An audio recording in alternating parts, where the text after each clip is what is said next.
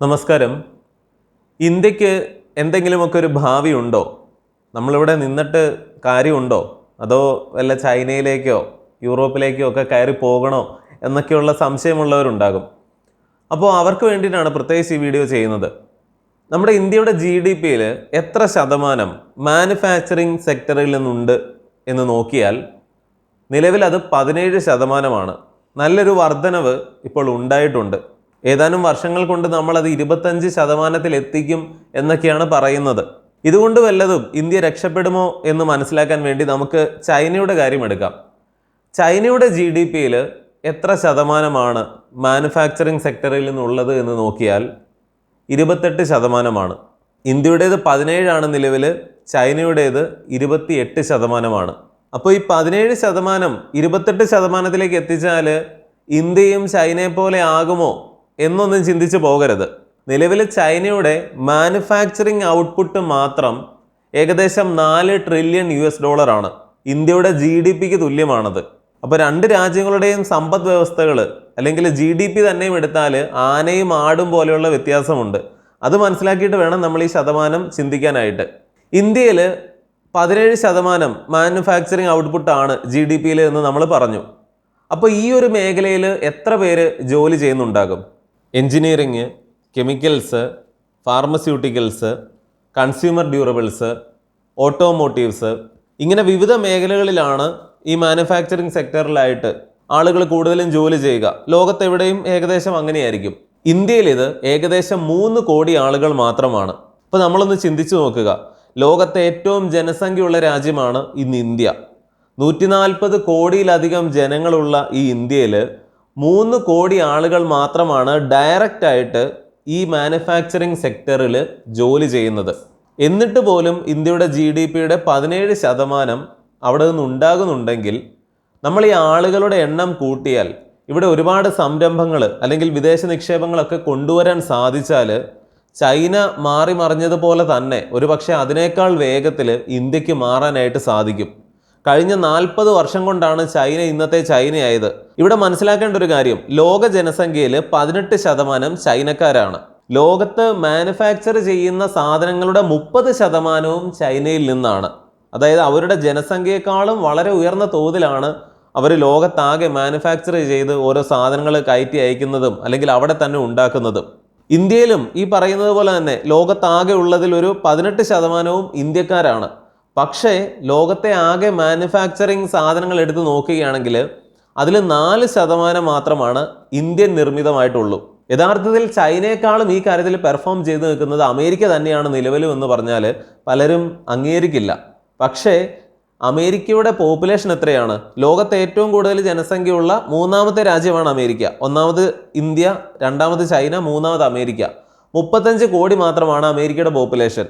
ലോക ജനസംഖ്യയുടെ 5% മാത്രമാണ് അമേരിക്കക്കാർ അല്ലെങ്കിൽ യുണൈറ്റഡ് സ്റ്റേറ്റ്സ് ഓഫ് അമേരിക്കയിൽ ജീവിക്കുന്നവർ. പക്ഷേ ലോകത്താകെ ഉണ്ടാക്കുന്ന മാനുഫാക്ചറിങ് ഐറ്റംസിൽ 15%വും അമേരിക്കൻ നിർമ്മിതമാണ്. ചൈനീസ് പോപ്പുലേഷൻ ലോകത്തിലെ 18% ഉണ്ടായിട്ടാണ് അവർ 30% മാനുഫാക്ചർ ചെയ്യുന്നത്. അപ്പോൾ ഇതേ കാര്യങ്ങളൊക്കെ ജപ്പാന്റെയും ജർമ്മനിയുടെയും ബ്രിട്ടണിൻ്റെയും ഒക്കെ കാര്യം വെച്ചുകൊണ്ട് പറയാം. പക്ഷേ വെറുതെ സമയം കളയണ്ട എന്ന് വെച്ചിട്ടാണ്. അപ്പോൾ രക്ഷപ്പെടാൻ നമുക്ക് ഇത് മാത്രമേ മാർഗമുള്ളൂ.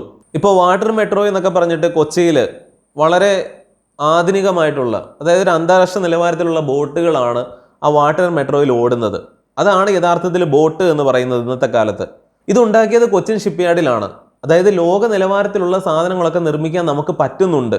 അതേസമയം കൊച്ചി മെട്രോ എടുത്തു നോക്കുക, അത് ഈ ഫ്രാൻസിലെ ആൽസ്റ്റോം കമ്പനിയുടെ, അതിന് പല കാര്യങ്ങളുമുണ്ട്. സാങ്കേതികവിദ്യ അവരുടെയാണ്, അല്ലെങ്കിൽ അവർ തന്നെ ഉണ്ടാക്കി തന്നു, എന്തെങ്കിലും ആവട്ടെ. പക്ഷേ ഇന്ന് ലോകത്തിലെ ഏറ്റവും മികച്ച രീതിയിലുള്ള പല കാര്യങ്ങളും ചെയ്യാനായിട്ട് നമുക്ക് സാധിക്കാഞ്ഞിട്ടൊന്നുമല്ല. കൊച്ചിൻ ഷിപ്പ്യാർഡിൽ INS വിക്രാന്ത് പോലെയുള്ള ഒരു യുദ്ധക്കപ്പൽ നമ്മൾ നിർമ്മിച്ചു. അപ്പോൾ ഇന്ത്യയുടെ ഈ ഒരു പൊട്ടൻഷ്യൽ അങ്ങ് തുറന്നു വിടുകയാണെങ്കിൽ ഒരുപക്ഷെ ചൈനയ്ക്കപ്പുറം ഇന്ത്യക്ക് പോകാനായിട്ട് സാധിക്കും.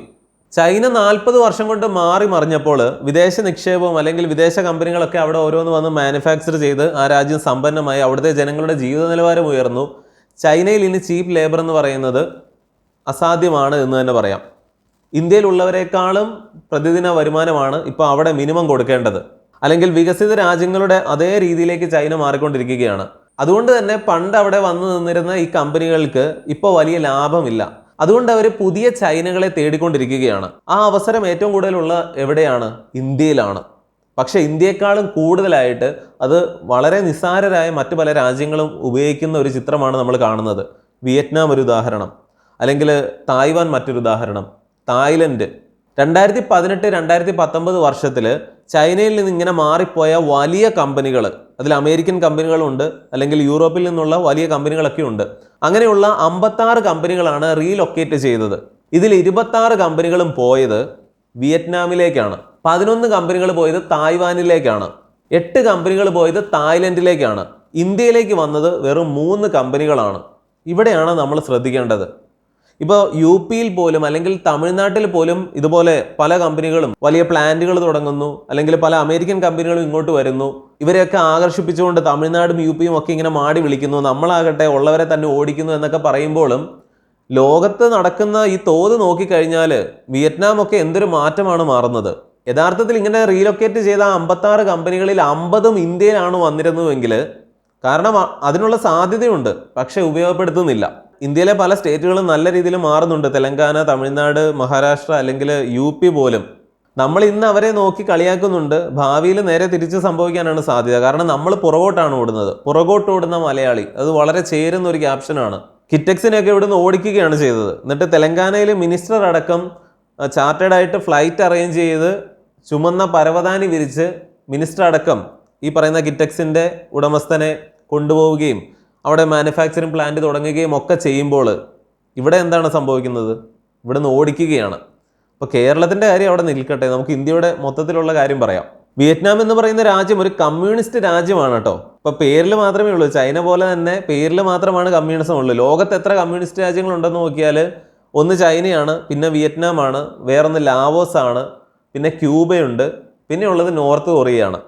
അപ്പോൾ വിയറ്റ്നാം പോലും മാറി ചിന്തിക്കുകയാണ്. ജപ്പാനെ കണ്ടുപഠിച്ച് സൗത്ത് കൊറിയ അടിപൊളിയായി, ഈ രണ്ടു കൂട്ടരെയും കണ്ടുപഠിച്ച്, അതുപോലെ തൊട്ടു മുമ്പിൽ കിടക്കുന്ന ഹോങ്കോങ്ങും ഒക്കെ കണ്ടിട്ട് ചൈന ഇന്നത്തെ ചൈനയായി.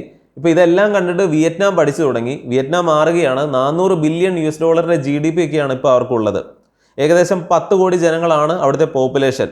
അതേസമയം നമ്മുടെ മഹാരാഷ്ട്രയുടെ GDP മാത്രം വിയറ്റ്നാമിനേക്കാൾ കൂടുതലുണ്ട്. $450 ബില്യൺ ഉണ്ട്. 13 കോടിയോളം ജനങ്ങളുമുണ്ട്. പറഞ്ഞു വന്നത്, ഇന്ത്യയുടെ ഒരു സ്റ്റേറ്റിന് പോലും ഈ വിയറ്റ്നാമുമായിട്ട് മത്സരിച്ചിട്ട് ഈ പോകുന്ന കമ്പനികളെയൊക്കെ ഇങ്ങോട്ട് പിടിക്കാവുന്നതേ ഉള്ളൂ. ഇപ്പോൾ തമിഴ്നാട്, യു പി ഒക്കെ നന്നായിട്ട് പെർഫോം ചെയ്യുന്നുണ്ടെന്ന് പറഞ്ഞാൽ പോലും ഇതിലും നന്നായിട്ട് നമുക്ക് മാറാനായിട്ട് സാധിക്കും. നമുക്കറിയാം 10-40 വർഷം കൊണ്ടാണ് ചൈന ഈ മഹാത്ഭുതങ്ങളൊക്കെ കാണിച്ചത്. ചൈനയിലെ നഗരങ്ങളെന്നൊക്കെ പറഞ്ഞാൽ എൻ്റെ ഇപ്പോഴത്തെ ഏറ്റവും വലിയൊരു ഹോബി എന്താണെന്ന് വെച്ചാൽ, ചൈനയിലെ ഏറ്റവും പ്രധാനപ്പെട്ട ഒരു 40 സിറ്റികൾ, അതിൻ്റെയൊക്കെ പേരുകൾ ഒരുവിധം പഠിച്ചിട്ടുണ്ട്. അപ്പോൾ ഈ ഓരോ സിറ്റികളും അതിൻ്റെ സിറ്റി ടൂർ എന്ന് പറഞ്ഞ് യൂട്യൂബിലുണ്ടാകും, അല്ലെങ്കിൽ അതിൻ്റെ വ്ളോഗുകൾ ഉണ്ടാകും. അത് വിവിധ ഭാഷകളിൽ നിന്നിങ്ങനെ കണ്ടുകൊണ്ടിരിക്കുക എന്നുള്ളതാണ്. അതായത് ഭാവിയിൽ നമ്മൾ അങ്ങോട്ടൊക്കെ ഒരു ട്രിപ്പ് പോകുന്നതിന് മുൻപ് വളരെ വ്യക്തമായിട്ട് ഇതിനെക്കുറിച്ചൊക്കെ പഠിക്കുക, അതിൻ്റെ ഹിസ്റ്ററി, അല്ലെങ്കിൽ അവിടെ എങ്ങനെയാണ് മാറിയത് എന്നൊക്കെയുള്ള കാര്യങ്ങൾ. ചൈനയിലെ ഏറ്റവും പുറകിൽ നിൽക്കുന്ന നഗരങ്ങൾ പോലും കണ്ടാൽ നമ്മുടെ കണ്ണ് മഞ്ഞളിച്ച് പോകും. എന്തൊരു മാറ്റമാണ് മാറിയതെന്നൊക്കെ പറയാതിരിക്കാൻ വയ്യ. ഇതുപോലെ ഒരു അത്ഭുതം ലോകത്ത് നടന്നിട്ടില്ല. അപ്പോൾ ഈ 40 വർഷം കൊണ്ട് ചൈനയ്ക്ക് ഇത് സാധിച്ചുവെങ്കിൽ നമുക്കും സാധിക്കും. ഇപ്പോൾ ഈ ആർട്ടിഫിഷ്യൽ ഇൻ്റലിജൻസും അല്ലെങ്കിൽ റോബോട്ടിക്സും ഒക്കെ വളരുന്നത് നമ്മൾ കാണുന്നതാണ്. ഇപ്പോൾ ടെസ്ലയുടെ തന്നെ ഒപ്റ്റിമസ് പോലെയുള്ള റോബോട്ടുകൾ അത് ഉടനെ തന്നെ ഓരോരുത്തർക്കും വാങ്ങാവുന്ന രീതിയിലേക്കൊക്കെ വരുമെന്നാണ് പറയുക. ഇപ്പോൾ തന്നെ അവർ അത്യാവശ്യം കുക്ക് ചെയ്തൊക്കെ തുടങ്ങി, അല്ലെങ്കിൽ മനുഷ്യരെ പോലെ തന്നെ നടക്കാനും അത്യാവശ്യം കാര്യങ്ങളൊക്കെ ചെയ്യാനും ഒക്കെ തുടങ്ങിയിട്ടുണ്ട്, വീഡിയോകളുണ്ട്. ഇനി കൺസ്ട്രക്ഷൻ മേഖലയിൽ പോലും റോബോട്ടുകളൊക്കെ വരുന്നത് സർവ്വസാധാരണമാകും. നമ്മളിങ്ങനെ നോക്കിയിരിക്കുമ്പോൾ ഈ മാറ്റങ്ങളൊക്കെ വരും. അങ്ങനെയൊക്കെ ആണെങ്കിൽ ഇന്ത്യയിൽ നല്ലൊരു മാറ്റം വന്നാൽ ചൈന 40 വർഷം കൊണ്ട് ചെയ്തത് ഒരു പക്ഷേ 5-10 വർഷം കൊണ്ട് ചെയ്യാൻ ഇന്ത്യക്ക് സാധിക്കും. പക്ഷേ നമ്മളിവിടെ കാര്യങ്ങൾ മാറ്റണം. ഈ ഒരു സാഹചര്യത്തിൽ പറയേണ്ട കാര്യം, ഇന്ത്യയിൽ വളരെ നല്ലൊരു പ്രതീക്ഷ അല്ലെങ്കിൽ ഒരു സാധ്യത നമ്മൾ കാണുന്നുണ്ടെങ്കിലും കുറേയൊക്കെ അത് മങ്ങിപ്പോകുന്നുമുണ്ട്. ഏറ്റവും നിസ്സാരമായിട്ട് പറഞ്ഞാൽ, ഇപ്പോൾ ഇന്ത്യ സഖ്യം, അതായത് ബാക്കി എല്ലാ പ്രതിപക്ഷ പാർട്ടികളും കൂടെ തൂത്തുകൂടി നിന്നിട്ടാണ് ഇന്ത്യ സഖ്യം ഉണ്ടായത്. അതിൽ കോൺഗ്രസ് ഏറ്റവും വലിയ പാർട്ടിയായി ഘടകകക്ഷിയായിട്ട് നിന്നു എന്ന് മാത്രമേ ഉള്ളൂ. എങ്കിൽ പോലും BJPക്ക് സീറ്റ് കുറഞ്ഞു. ഇങ്ങനെയുള്ള കാര്യങ്ങളൊക്കെ നടക്കുമ്പോൾ ഇപ്പോൾ ഭാവിയിൽ BJPക്ക് ആണെങ്കിലും ഭരണം മതി, അല്ലെങ്കിൽ രാഷ്ട്രത്തിൻ്റെ മുന്നോട്ടുള്ള ഒരു ഭാവി എന്നതിലുപരി വോട്ട് പിടിക്കാൻ വേണ്ടിയിട്ടുള്ള പല കളികൾ ഇപ്പോൾ നടക്കുന്നുണ്ടെന്ന് തോന്നുന്നുണ്ട്. അതിൻ്റെ ഏറ്റവും നല്ല ഉദാഹരണം ജനങ്ങൾക്ക് ഇഷ്ടമില്ലാത്ത പലതും ഇവിടെ ചെയ്യാനായിട്ട് ഇവർ മടി കാണിക്കുന്നുണ്ട്. പണ്ട് കോൺഗ്രസ് എന്താണ് ചെയ്തത് അതേ രീതിയിലേക്ക് തന്നെ ഇപ്പോൾ കയറിയിരിക്കുന്നവരും പോവുകയാണോ എന്നുള്ളൊരു സംശയമുണ്ട്. അങ്ങനെ അല്ലെങ്കിൽ ഇവരെന്താണ് ചെയ്യേണ്ടത്? പരമാവധി പ്രൈവറ്റൈസ്ഡ് ആയിട്ട് പല മേഖലകളെ മാറ്റണം. ഇന്ത്യൻ റെയിൽവേ അടക്കം മുഴുവൻ അങ്ങനെ ചെയ്യണമെന്നല്ല പറഞ്ഞത്, പറ്റാവുന്നതിൻ്റെ പരമാവധി. അങ്ങനെയൊക്കെ ചെയ്താൽ എന്താ സംഭവിക്കുക? ഇപ്പോൾ ഇന്ത്യൻ റെയിൽവേ തന്നെ എടുക്കുക, നമ്മുടെ KSRTC ഇതും ഒരു പ്രൈവറ്റ് ബസ്സും തമ്മിലുള്ള വ്യത്യാസം എന്താണ്? KSRTC ഒന്ന് കഴുകാറ് പോലുമില്ല, അല്ലെങ്കിൽ അതിൻ്റെ അവസ്ഥ എന്താണെന്ന് നമുക്കറിയാം. അതിന് പൊല്യൂഷൻ സർട്ടിഫിക്കറ്റ് വേണ്ട, അല്ലെങ്കിൽ യാതൊരു സാധനങ്ങളും വേണ്ട, എന്തും ചെയ്യാമെന്നുള്ള രീതിയിൽ, എന്നിട്ടും നഷ്ടമാണ്. അതേസമയം പ്രൈവറ്റ് ബസ്സുകളോ, അവർക്ക് നിയമവും ബാധകമാണ്, അതൊക്കെ ചെയ്യുകയും ചെയ്യണം, എന്നിട്ടും അവർ ലാഭവും ഉണ്ടാക്കുന്നുണ്ട്. ഇതാണ് സർക്കാർ ഉടമസ്ഥതയിൽ, അല്ലെങ്കിൽ അതുപോലെ കാര്യക്ഷമമായ ഒരു സർക്കാർ ആയിരിക്കണം. നിലവിലത്തെ അവസ്ഥയിൽ ഇതെല്ലാം, ഈ വെള്ളാനകളെയെല്ലാം, എന്തിനാ നമ്മുടെ KSEB പോലും യഥാർത്ഥത്തിൽ ഒരു വെള്ളാനയാണെന്ന് പറഞ്ഞാൽ ചില ആളുകൾക്ക് ഒരുപാട് വിമർശനം ഉണ്ടായേക്കാം. നമ്മളൊരു വീഡിയോ ചെയ്തതാണ്. KSRTC മാത്രമൊന്നുമല്ല, ഇതുപോലെ എത്രയോ കാര്യങ്ങൾ കേന്ദ്ര സർക്കാർ ഉപേക്ഷിച്ചിട്ട് പോയ പല കമ്പനികൾ പോലും, അല്ലെങ്കിൽ വിറ്റ് ഒഴിവാക്കേണ്ട തുരുമ്പ് പിടിച്ച സാധനങ്ങൾ പോലും ഇപ്പോൾ കേരള സർക്കാർ ഏറ്റെടുത്തിട്ട് എന്തൊക്കെയോ കാണിക്കുന്നുണ്ട്. ഉള്ളത് തന്നെ ഒഴിവാക്കേണ്ട സമയം കഴിഞ്ഞു.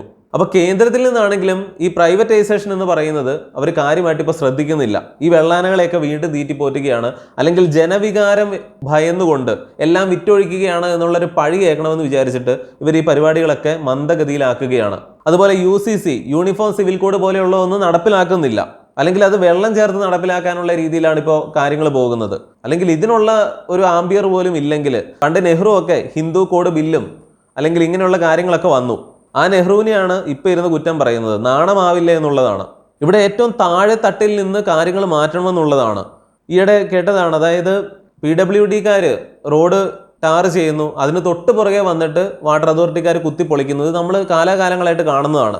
യഥാർത്ഥത്തിൽ ഈ PWDക്കാർ റോഡ് ടാർ ചെയ്യുന്നതിന് മുൻപ് വാട്ടർ അതോറിറ്റിക്കാരെ ഒന്ന് ഫോണിൽ വിളിച്ചിട്ട്, അവിടെ തന്നെ ടെലിഫോണുണ്ട്, അല്ലെങ്കിൽ എല്ലാവരുടെയെങ്കിലും മൊബൈൽ ഫോണുണ്ട്, നിങ്ങൾ ഉടനെ എങ്ങാനും എന്തെങ്കിലും അറ്റകുറ്റപ്പണി നടത്തുന്നുണ്ടോ, ഉണ്ടെങ്കിൽ വേഗം ചെയ്യണം, ഞങ്ങളിത് ടാർ ചെയ്യാൻ പോവുകയാണ് എന്ന് പറഞ്ഞ് ഒന്ന് കൺഫേം ചെയ്യാനുള്ള ഉത്തരവാദിത്തം പോലും ഇല്ലാത്ത അലംഭാവമുള്ള ഉദ്യോഗസ്ഥരുള്ള ഒരു നാട്ടിൽ എങ്ങനെ കാര്യങ്ങൾ ശരിയാകും? ദിവസങ്ങൾ കൊണ്ട് വലിയ ഷോപ്പിംഗ് കോംപ്ലക്സുകളും ബഹുനില കെട്ടിടങ്ങളും പാലങ്ങളും, ദിവസങ്ങൾ കൊണ്ടെന്ന് വെറുതെ പറഞ്ഞതല്ല, ചൈനയുടെ റെക്കോർഡുകൾ എടുത്ത് നോക്കുക. നമ്മളൊക്കെ കണ്ടാൽ വാ പൊളിച്ച് പോകുന്ന പാലങ്ങളൊക്കെയാണ് ആഴ്ചകൾ കൊണ്ടൊക്കെ ചൈന ഇപ്പോൾ നിർമ്മിച്ചുകൊണ്ടിരിക്കുന്നത്. അതിൽ ചൈനയെ വെല്ലാൻ ഒരു രാജ്യവുമില്ല.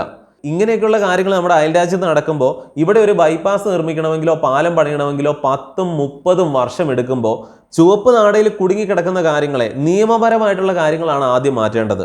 പണിയെടുത്താൽ മാത്രം ശമ്പളം കിട്ടുന്ന രീതിയിൽ ഒരു പ്രൈവറ്റ് കമ്പനി എങ്ങനെയാണോ പ്രവർത്തിക്കുന്നത്, ഒരു പഞ്ചായത്തിലിരിക്കുന്ന ക്ലർക്കുമാർക്കാണെങ്കിലും അല്ലെങ്കിൽ സെക്രട്ടറിക്കാണെങ്കിലും ഒക്കെ ആ ഒരു പഞ്ചായത്തിൽ നിന്ന് ഇത്ര സംരംഭങ്ങൾ വരണം, അല്ലെങ്കിൽ ഇതൊക്കെ തടസ്സമില്ലാതെ നടക്കുന്നുണ്ട്, അല്ലെങ്കിൽ അവരുടെ ഭാഗത്തുനിന്ന് പരാതി ഉണ്ടാകരുത്, കൃത്യമായ സേവനം കൊടുക്കുന്നുണ്ട്, ഇതിനൊക്കെ തെളിവുകൾ ഉണ്ടാകണം. അങ്ങനെയൊക്കെ ഉണ്ടെങ്കിൽ മാത്രം ടാർഗറ്റ് വെച്ചുകൊണ്ട് ഇവർക്ക് ശമ്പളം കൊടുക്കുന്ന, അല്ലെങ്കിൽ കൂടുതലായി ബോണസ് കൊടുക്കുന്ന പരിപാടികളൊക്കെ വന്നാൽ ഇവർ തന്നെ പണിയെടുത്ത് തുടങ്ങും. അല്ലെങ്കിൽ ഇപ്പോഴത്തേതുപോലെയുള്ള അലംഭാവമൊന്നുമില്ല. വിയറ്റ്നാമിൽ ഈ പല കമ്പനികളും അങ്ങോട്ട് പറിച്ച് മാറ്റപ്പെടുന്നു എന്ന് പറയുമ്പോൾ, ഇപ്പോൾ ഇന്ത്യയിൽ നിന്ന് ഒരാൾ വിയറ്റ്നാമിൽ പോയി ഒരു ചെറിയ ബിസിനസ് തുടങ്ങിയാൽ പോലും സ്മാർട്ട് ഫോൺ ഉപയോഗിച്ച് വീഡിയോ കോൾ വഴി അവർക്ക് അസിസ്റ്റ് ചെയ്യാവുന്ന രീതിയിൽ ഒരാളെ കൊടുക്കുകയാണ്. അതായത് അവരെല്ലാ മാർഗനിർദ്ദേശങ്ങളും തരും. പിന്നെ ആ രാജ്യത്ത് എങ്ങനെ ബിസിനസ് വളരാതിരിക്കും? ഇവിടെയോ കയ്യും കാലും പിടിച്ച് മിഥുന സിനിമയിൽ മോഹൻലാൽ ചെയ്യുന്നത് പോലെ ഒരു ബിസിനസ് തുടങ്ങിയാലും പിറ്റേ ദിവസം വന്ന് കൊടി കുത്തുകയോ, അല്ലെങ്കിൽ ഉദ്യോഗസ്ഥരുടെ പീഡനം കഴിഞ്ഞാൽ പിന്നീട് തൊഴിലാളി യൂണിയനുകളുടെ ഉപദ്രവമായി. വളരെ അടിസ്ഥാന തലത്തിലാണ് പ്രശ്നം. നമ്മുടെ ഈ സിസ്റ്റം മുഴുവൻ പൊളിച്ച് പണിയണമെന്നുള്ളതാണ്.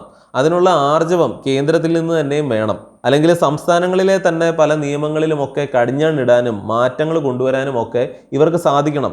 വോട്ട് ബാങ്ക് എന്നുള്ളൊരു ചിന്ത മാറണം. ഇന്ത്യയുടെ ഏറ്റവും വലിയൊരു പ്രശ്നം എന്ന് പറഞ്ഞാൽ ജനാധിപത്യപരമായിട്ടുള്ള പ്രശ്നങ്ങൾ തന്നെയാണ്. പണ്ട് ഉദാരവൽക്കരണമൊക്കെ വന്നപ്പോൾ അന്നിറങ്ങിയ ശ്രീനിവാസൻ തിരക്കഥയൊക്കെ എഴുതിയിട്ടുള്ള പല സിനിമകളിലും അദ്ദേഹത്തിന് തന്നെ ഒരു കമ്മ്യൂണിസ്റ്റ് ചായ് ഉണ്ടായിരുന്നു എന്ന് തോന്നുന്നു. അപ്പോൾ ആ സിനിമകളിൽ പ്രധാനമായിട്ട് വിമർശനങ്ങൾ ഇങ്ങനെ വരുമായിരുന്നു. ഇപ്പോൾ ജയകാന്തൻ മകൻ നരേന്ദ്രൻ വാഗ അങ്ങനെ എന്തോ ഒരു സിനിമയുണ്ടല്ലോ, അപ്പോൾ അതിലൊക്കെ ഇങ്ങനെ പറയുന്നുണ്ട്, രൂപയുടെ മൂല്യം കുറച്ചതുകൊണ്ട്, അല്ലെങ്കിൽ IMFന്റെ അവിടെ കൊണ്ട് നമ്മുടെ സ്വർണ്ണമൊക്കെ പണയം വെച്ചിരിക്കുകയാണ്, ഇങ്ങനെയൊക്കെയുള്ള കുറേ കാര്യങ്ങൾ വിമർശനാത്മകമായിട്ട്. അപ്പോൾ അന്നുള്ളവർക്ക് തന്നെ കാര്യങ്ങൾ മനസ്സിലായില്ല. രൂപയുടെ മൂല്യം അന്ന് കുറഞ്ഞെങ്കിലും അതിനുശേഷമാണ് ഇന്ത്യയുടെ സമ്പദ് വ്യവസ്ഥ വളരാൻ തുടങ്ങിയത്. പണ്ട് രൂപയ്ക്ക് വിലയുണ്ടായിരുന്നു ഡോളറുമായിട്ട് നോക്കിയാൽ, പക്ഷെ സമ്പദ് വ്യവസ്ഥയൊന്നും ഉണ്ടായിരുന്നില്ല, അല്ലെങ്കിൽ ആളുകളുടെ കയ്യിൽ പണം ഉണ്ടായിരുന്നില്ല, ദാരിദ്ര്യമായിരുന്നു. അതൊക്കെ എത്രമാത്രം കുറയുന്നു അതിനുശേഷം. ഇതൊക്കെ കാലാകാലങ്ങളിൽ മനസ്സിലായി വന്നത് പിന്നീടാണ്. ഇപ്പോഴും ചിലർക്ക് കത്തിയിട്ടില്ല. എന്നിട്ടും അതിനെയൊക്കെ അതിജീവിച്ച് അന്ന് PV നരസിംഹറാവു ഒക്കെ ആ ബില്ലൊക്കെ പാസ്സാക്കി. എങ്കിലും ആളുകളുടെ ഈ പിന്തിരിപ്പൻ ചിന്തകൾ കാരണവും അറിവില്ലായ്മ കാരണവും നമ്മുടെ രാജ്യത്തെ അത് വീണ്ടും പുറകോട്ട് അടിച്ചുകൊണ്ടിരിക്കുകയാണ്. സോഷ്യലിസത്തിന്റെ ദുർഭൂതം ഒഴിയാത്ത ഒരു രാജ്യമാണ് ഇന്ത്യ. നേരെ മറിച്ച് ചൈനയിൽ ഈ പ്രശ്നമൊന്നുമില്ല. കാരണം അവിടെ ജനാധിപത്യമല്ല. അവിടെ ഭരണകൂടത്തിന് ശരിയാണെന്ന് തോന്നിയാൽ അവരത് ചെയ്യുകയാണ്, ജനങ്ങൾ അനുസരിക്കുകയാണ്. അതാണ് ചൈനയുടെ ഒരേ ഒരു അഡ്വാൻറ്റേജ് ഇന്ത്യയുമായിട്ട് നോക്കിയാൽ. അവിടെ ജനാധിപത്യമല്ല, നമ്മുടെ ഇവിടെ ജനാധിപത്യമുണ്ട്. എന്ന് കരുതി ജനാധിപത്യം വേണ്ട എന്നുള്ളതല്ല. ചൈനക്കാരുടെ ഭാഗ്യം കൊണ്ട് ഇപ്പോൾ ഇരിക്കുന്ന പാർട്ടി നല്ല രീതിയിൽ കാര്യങ്ങൾ ചെയ്യുന്നുണ്ട്. നേരെ മറിച്ചായിരുന്നെങ്കിലോ അതൊരു നോർത്ത് കൊറിയ ആയിട്ട് മാറും. അപ്പോൾ ഭാഗ്യം മാത്രം അടിസ്ഥാനപ്പെടുത്തി ജനാധിപത്യം വേണ്ട എന്ന് പറയുന്നതിലൊന്നും അർത്ഥമില്ല. പക്ഷേ കാര്യങ്ങൾ മനസ്സിലാക്കുക. താഴെ തട്ടിൽ നിന്ന് മാറ്റങ്ങൾ വരണമെന്ന് പറയുമ്പോൾ മറ്റൊരു പ്രധാനപ്പെട്ട കാര്യം വിദ്യാഭ്യാസമാണ്. നമ്മുടെ വിദ്യാഭ്യാസ സമ്പ്രദായം പൊളിച്ചെഴുതണം. ലോകത്തിലെ ഏറ്റവും മികച്ച 20 യൂണിവേഴ്സിറ്റികളിൽ ഇപ്പോൾ നിലവിൽ തന്നെ 2 എണ്ണം ചൈനയിൽ നിന്ന് കയറി കഴിഞ്ഞു. ഇനി അത് കൂടുതലായിട്ട് ചൈനീസ് യൂണിവേഴ്സിറ്റികളാകും. അതിൽ ചില യൂണിവേഴ്സിറ്റിയൊക്കെ ലോകത്തിലെ തന്നെ കമ്പ്യൂട്ടർ മേഖലയിൽ ഏറ്റവും മികച്ചു നിൽക്കുന്ന, AI-യിലൊക്കെ മികച്ചു നിൽക്കുന്ന സംഭാവനകൾ ചെയ്യുന്ന യൂണിവേഴ്സിറ്റികളാണ്. ചൈനയിലെ കാര്യമാണ് പറയുന്നത്. നേരെ മറിച്ച് ഇന്ത്യയിൽ ആദ്യത്തെ 100-ൽ പോലും ഒരെണ്ണം പോലും ഇല്ല. നമ്മുടെ IIT പോലും വരുന്നതൊക്കെ 150-ാമതൊക്കെയാണ്. ഒന്ന് ചിന്തിച്ചു നോക്കുക. ഇതാണ് ഇവിടുത്തെ പ്രശ്നം. ലോകോത്തര യൂണിവേഴ്സിറ്റികൾ ഉണ്ടാക്കുക എന്നുള്ളത് മാത്രമല്ല, എങ്ങനെ ഒരു സമൂഹത്തിൽ പെരുമാറണം, എങ്ങനെ സോഷ്യൽ മീഡിയ തന്നെ ഇന്നത്തെ കാലത്ത് ഉപയോഗിക്കണം, അല്ലെങ്കിൽ എങ്ങനെയാണ് സ്ത്രീകളോട് പെരുമാറേണ്ടത്, മതങ്ങൾക്കപ്പുറം സ്വതന്ത്ര ചിന്തയിൽ ഊന്നിയ ഒരു വിദ്യാഭ്യാസം, ഇതൊക്കെ കൊടുത്താൽ ഒരു 10 വർഷത്തിനപ്പുറം തന്നെ ഇതിൻ്റെ മാറ്റം കണ്ടു തുടങ്ങും.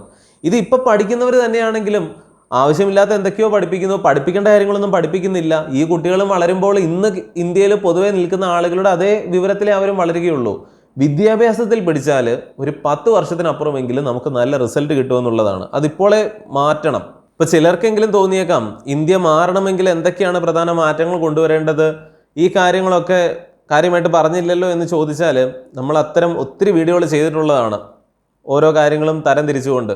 അപ്പോൾ അത് വീണ്ടും റിപ്പീറ്റ് ആക്കണ്ടല്ലോ എന്ന് വിചാരിച്ചിട്ടാണ്. അന്ന് പറയാതിരുന്ന എന്നാൽ ചില പ്രധാനപ്പെട്ട കാര്യങ്ങളാണ് ഇന്നത്തെ വീഡിയോയിൽ നമ്മൾ ചർച്ച ചെയ്തത്. ചർച്ചയാകണമെങ്കിൽ താഴെ നിങ്ങളും കമൻറ്റുകൾ ഇടണം. അപ്പോൾ ഈ കേട്ട കാര്യങ്ങളെക്കുറിച്ചൊക്കെ ഇനി നിങ്ങൾക്ക് എന്താണ് പറയാനുള്ളത് എല്ലാം കമൻറ്റുകളിൽ അറിയിക്കുക. മറ്റൊരു വീഡിയോയിൽ വീണ്ടും വരാം. നന്ദി, നമസ്കാരം.